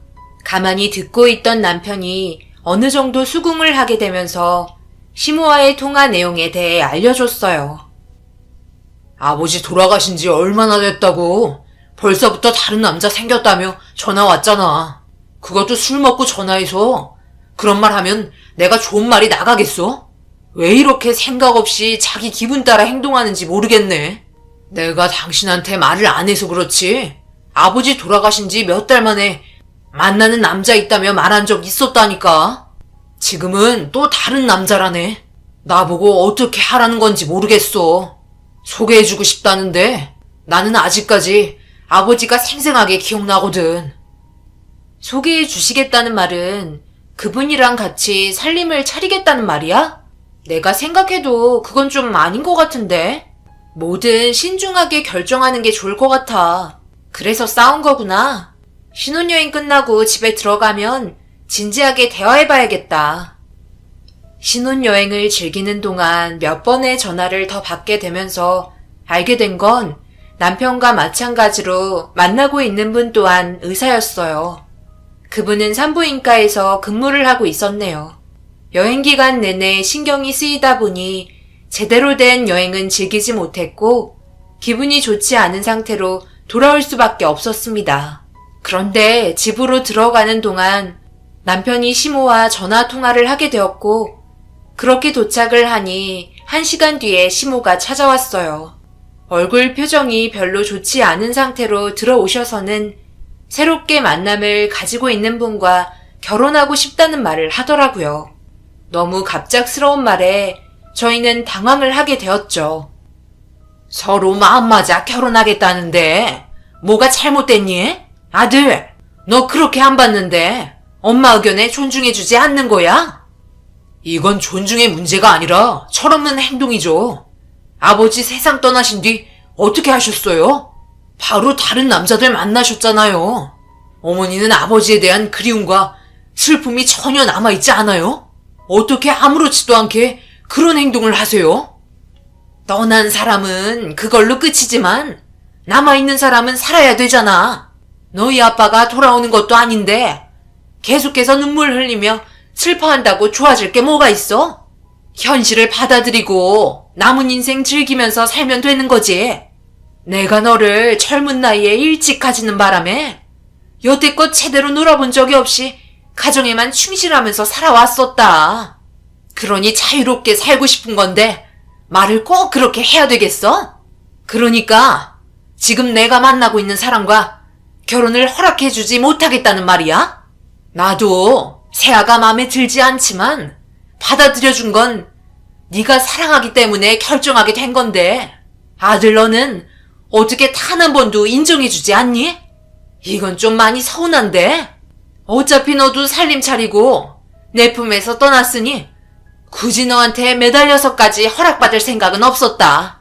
나는 내 방식대로 진행할 테니까 결혼식에 오든지 말든지 그건 네가 알아서 결정해라.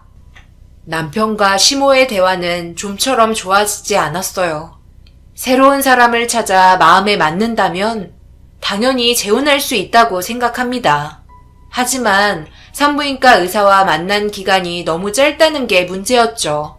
적어도 1년 이상은 서로 알고 지내도 괜찮을 텐데 갑자기 한 달밖에 만나지 않은 남자와 결혼을 하겠다니 얼마나 당황스럽겠어요. 시모는 저에게도 의견을 물어봤지만 차마 시모 편을 들어주기는 힘들었네요. 결국 시간을 두고 신중하게 생각해봐도 괜찮을 것 같다고 얘기했어요.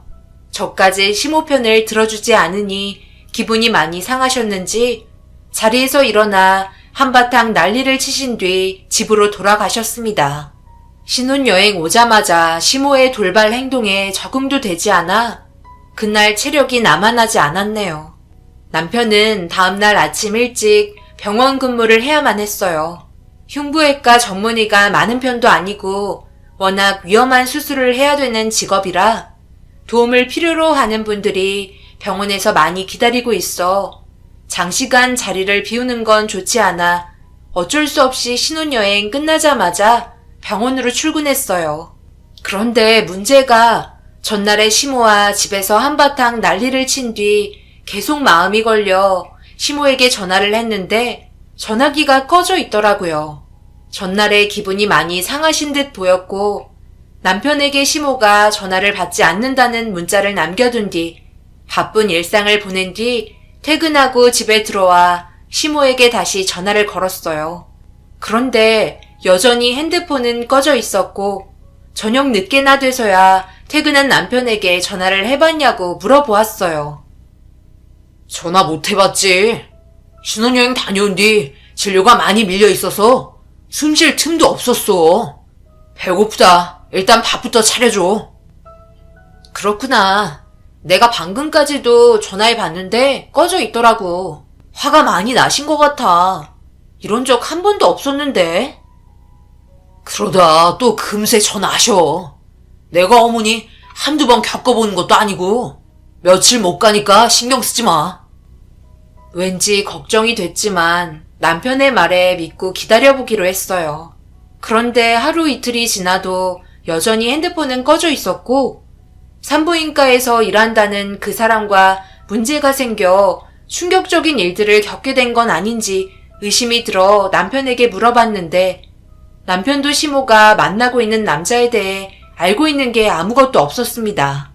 결국 남편이 예상했던 거와 다르게 한 달이 넘어가면서 그냥 두 손 놓고 있을 수는 없어 경찰에 실종 신고까지 하게 되었네요. 처음에는 괜찮을 거라고 했던 남편도 한 달이 지나면서부터 극도의 불안감을 보여줬고 어디에서조차 찾을 수 없었습니다. 이 문제 때문에 병원 일조차 제대로 하지 못해 시모의 실종 사건이 해결될 때까지 남편은 수술을 진행하지 못했어요. 이런 안 좋은 상황에 남편과 신혼여행 다녀온 뒤 임신까지 진행되고 있었어요. 이런 일이 벌어지니 너무 답답하더라고요. 시간은 계속해서 흘러갔고 뱃속의 아이는 점점 커져가는데 시모는 어디에서 어떻게 지냈는지 알 수 있는 방법이 없으니 남편은 시모를 찾겠다고 돌아다니다가 폐인이 된 것 마냥 얼굴빛이 안 좋아졌고 잠 한숨 못 자더니 새벽에 거실에서 흐느끼는 소리가 들려왔습니다. 모든 게 자기 잘못이라며 괴로워하고 있는 남편의 모습을 보고 있으니 저 또한 너무 힘들더라고요. 제 몸도 가누기조차 힘든데 남편까지 위로를 해줘야 하니 저 또한 우울증이 찾아오고 있는 것 같았어요. 결국 서로 안 좋은 감정을 몇 달 동안 유지하며 버티고 있다가 터지게 되면서 부부 싸움으로까지 이어지고 말았습니다. 그렇다고 계속 이런 식으로 지내는 건 아닌 것 같아. 뱃속에 있는 아이도 생각해야지.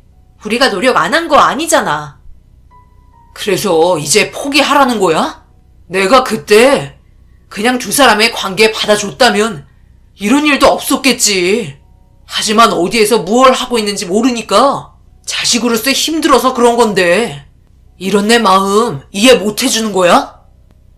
이해 못 해주는 게 아니라 지금 현실에 우리가 할 수 있는 건 아무것도 없다는 말이잖아. 경찰에 실종 신고도 했고 그동안 두 손 놓고 있었던 것도 아닌데 당신은 나와 아이는 신경조차 쓰지 않고 밖에서 어머님만 찾으러 다니고 있잖아. 여기가 잠만 자러 오는 곳이야? 언제까지 이럴 건데? 어머님 찾을 때까지 이런 식으로 생활할 거야? 제발 정신 좀 차려. 하지만 남편은 제가 하는 말을 전혀 들으려 하지 않았어요. 해결 방법은 무조건 어머님을 찾아야만 끝이 나는 상황이었습니다. 하지만 만삭이 되고 출산이 가까워졌음에도 시모는 끝까지 모습을 드러내지 않았어요. 결국 집에 머물러 있지도 않던 남편과의 갈등 속에 진통이 오면서 더욱더 심해지기 전에 택시 타고 산부인과를 찾았고 부모님께 출산 준비를 하고 있다며 도움을 요청했습니다. 혹시 몰라 출산 전에 시모에게 문자 한 통 남겼어요. 곧 있으면 손자가 태어나니 문자 확인하면 산부인과로 꼭 와달라는 말과 함께 남편이 많이 힘들어하고 있다는 것 또한 같이 적어 문자 보냈습니다. 그렇게 전화를 받지 않는 남편 없이 부모님을 의지한 채 출산을 하게 되었어요. 그런데 너무 장시간 진통을 겪어서 그런지 힘이 많이 빠진 상태라 출산 도중 더 이상 힘을 줄 수가 없어 아이가 나오지 못했고 산부인과 원장은 더 이상은 힘들 것 같다며 수술을 권했습니다. 어쩔 수 없는 상황이라 제왕절개를 선택해야만 했어요. 남편이 곁에 없어 심적으로 더 많이 힘든 것 같았고 결국 수술 끝에 아이를 품에 안을 수 있었습니다.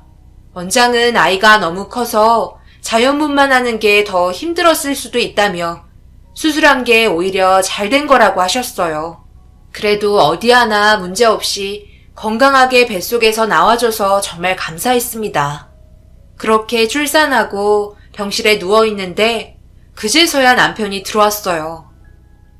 자네 여기는 뭐하러 왔나? 가서 자네 엄마나 찾지 왜 여기 왔냐고?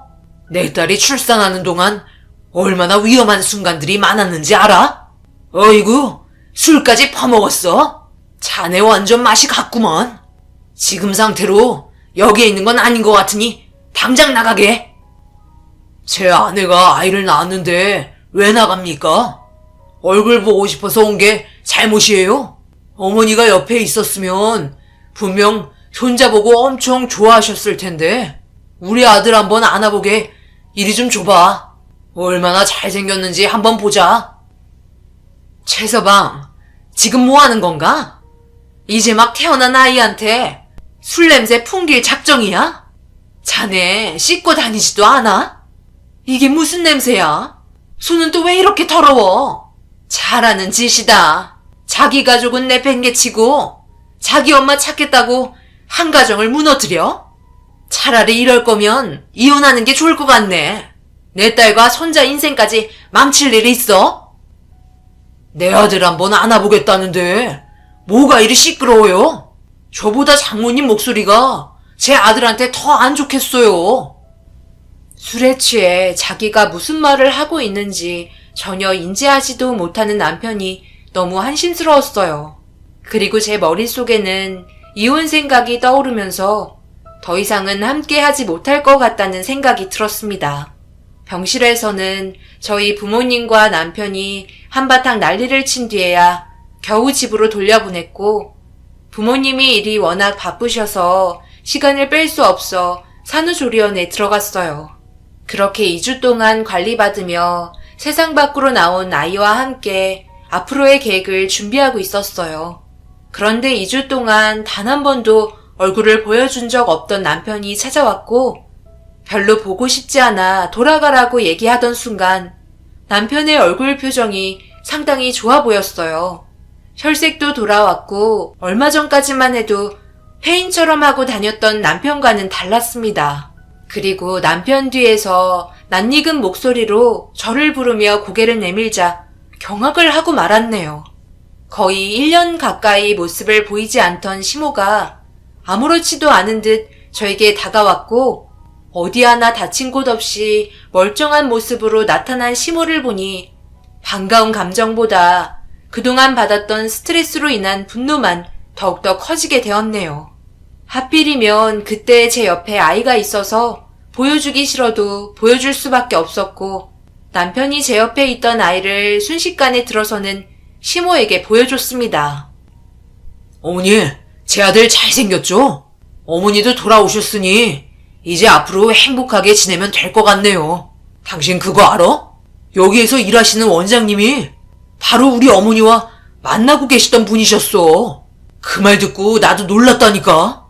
어머니, 갑자기 왜 비틀거리세요? 어디 몸이 안 좋으신 거예요?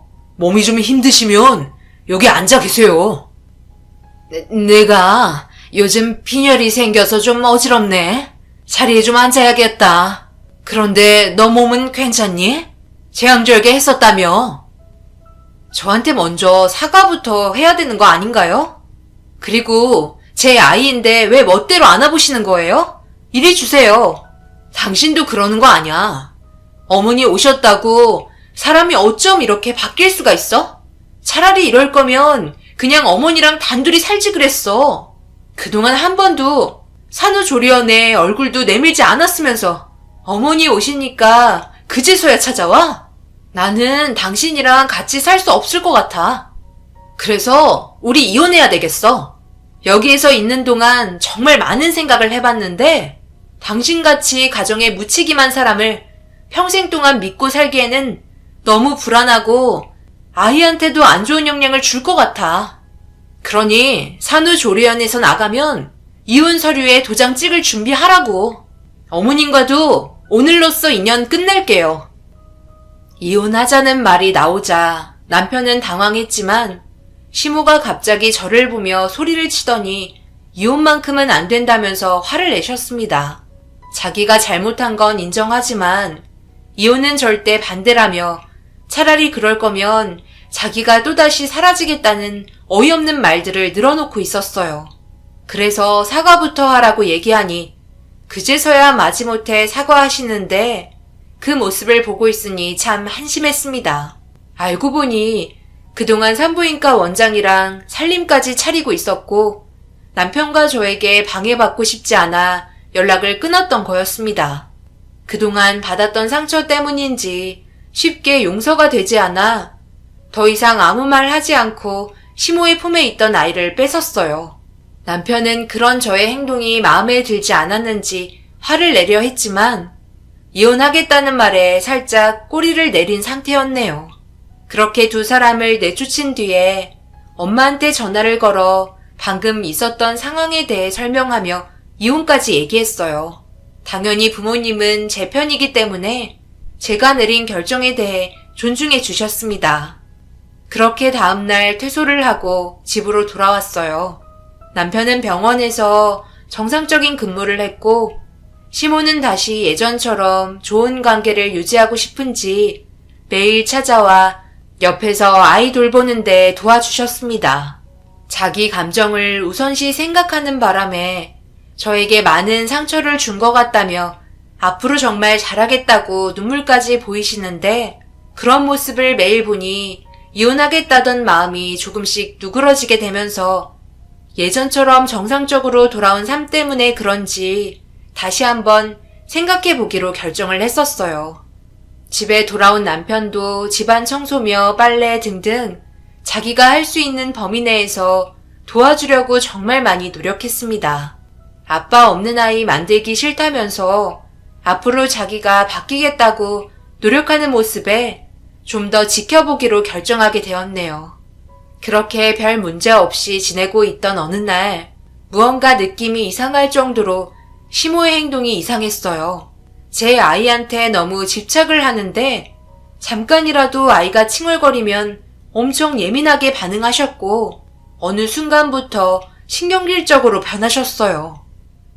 내가 아이 옷은 쌓아두지 말고 바로바로 삶으라고 얘기했잖니.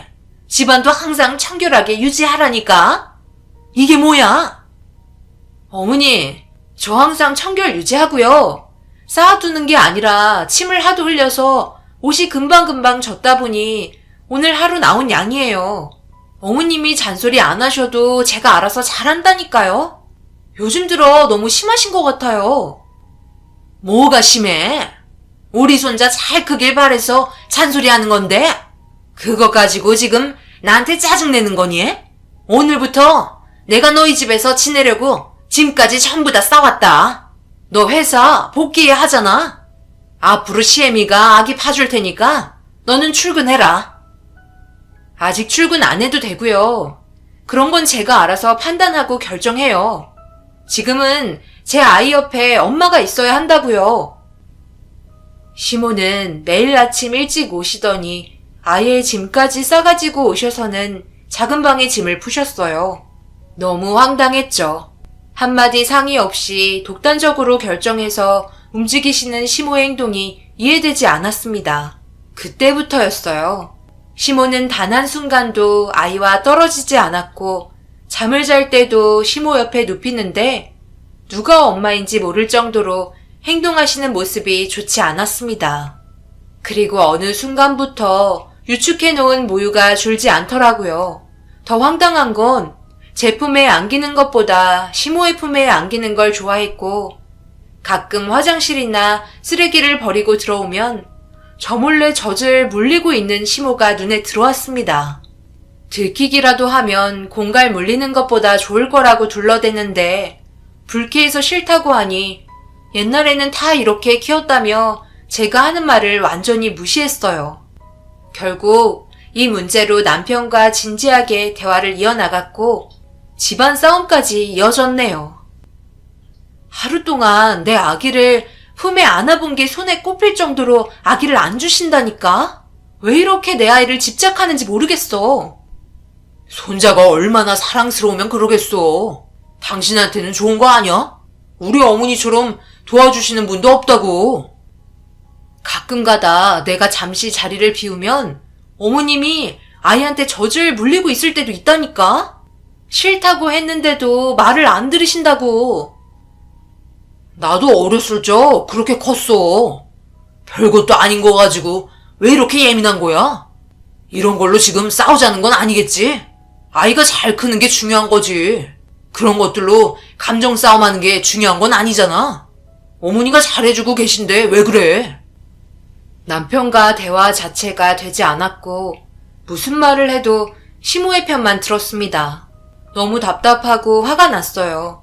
아기가 다칠까봐 강제로 뺏지도 못하겠고 그렇다고 달라고 하면 건네주지도 않았습니다. 모유 먹이는 시간 외에는 무조건 데려가시려다 보니 더 이상은 안 되겠다 싶어 진지하게 말을 하던 도중 시모와 언성이 높아지면서 둘 다 아이를 신경 쓰지 못했는데 그 사이 아이가 손으로 얼굴을 긁었는지 얼굴에 손톱 자국이 났고 자지러지게 울면서 괴로워하는데 시모의 입에서 충격적인 말이 나왔어요. 우리 손자가 아닌 내 아들이라며 다급하게 약통을 찾는데 계속해서 내 아들, 불쌍한 내 아들 미안하다며 괴로워하는 표정을 보이셨습니다. 그때 너무 이상한 느낌을 받았고 시모의 행동이 이해되지 않았어요. 제가 울고 있던 아기를 안으려 했을 때 강하게 밀친 건 너무 큰 충격이었고 내 아들이라며 눈물까지 흘리는 모습이 어떻게 납득해야 될지 난감했어요. 그런 너무 과민 반응 태도를 보이던 시모의 행동을 받아들일 수 없던 저는 시모의 품에서 제 아이를 강하게 뺏었고 더 이상 신경 쓰지 말라고 얘기하자 시모가 버릇이 없다며 난리를 쳤고 제 머리채까지 잡는 일이 발생되었네요. 도대체 왜 이렇게까지 제 아이한테 집착하시는 거예요? 슬퍼하고 눈물을 흘려야 할 사람은 전데 왜 어머님이 눈물까지 흘리면서 아이한테 집착하냐고요. 당연히 다쳤으니까 슬퍼할 순 있다고 하지만 이건 너무 심하잖아요. 지금 너 품에 안겨있는 아이? 내 아이다. 이렇게 될 거라고 전혀 예상하지 못했는데 내 아이라고. 뭐라고요? 그게 무슨 말도 안 되는 소리예요. 어머님 설마 치매 오신 거예요? 요즘 행동이 너무 이상하다 했는데 치매 온 거 맞죠? 정신 좀 차리세요. 이 아이는 제가 10달 품어서 힘들게 낳은 자식이잖아요. 제발 그만하세요. 그 아이 바뀐 거야. 너 품에 안겨있는 아이는 내 아이고 네가 10달 품어 낳은 아이는 다른 어딘가에 있다. 그게 지금 무슨 말이에요? 어머니 확실히 치매 온 거 맞으시네. 당장 그이한테 전화해야 되겠어요. 남편한테 전화를 하려던 순간 시모가 털썩 주저앉으며 눈물을 흘리더니 모든 상황을 설명해 주었어요. 도저히 믿을 수 없어 시모를 집 밖으로 내쫓았습니다. 확실히 치매가 온 게 맞는 것 같아 아이와 제가 위험해질 수도 있을 거라 생각해 시모를 내쫓았는데 계속해서 시모가 저에게 했던 말들이 두렵게 느껴졌어요. 결국 찝찝한 기분을 떨쳐버리지 못해 설마 하는 마음에 유전자 검사를 하게 되었고 시간이 지나 유전자 검사 결과 확인 서류를 남편과 시모 앞에서 개봉을 하며 보여줬어요. 그러자 남편의 얼굴이 사색이 되었고 너무 놀라 서류를 확인해 보니 시모와 제 아이의 유전자가 99% 일치했습니다. 경악할 만한 결과에 비명을 지르며 순간 머릿속에 스친 내 아이는 어디 갔냐고 물어보자 시모의 입에서 나온 말을 듣곤 더 이상 듣고 있을 수 없어 얼굴에 뺨을 올려치고 말았네요. 시모와 산부인과 원장이 계획한 범죄로 밝혀지게 되었습니다. 세아가 너랑 비슷한 시기에 폐경이 되지 않았던 나 또한 임신이 되었고 재혼도 하지 않은 상태에서 아기를 가졌다는 게 너희들에게 너무 창피스러웠단다. 그냥 연애만 하려고 했는데 계획하지 못한 일이 벌어지는 바람에 그동안 숨어 지냈던 거였어. 너희들한테 이 사실을 말한다는 게 두려웠다.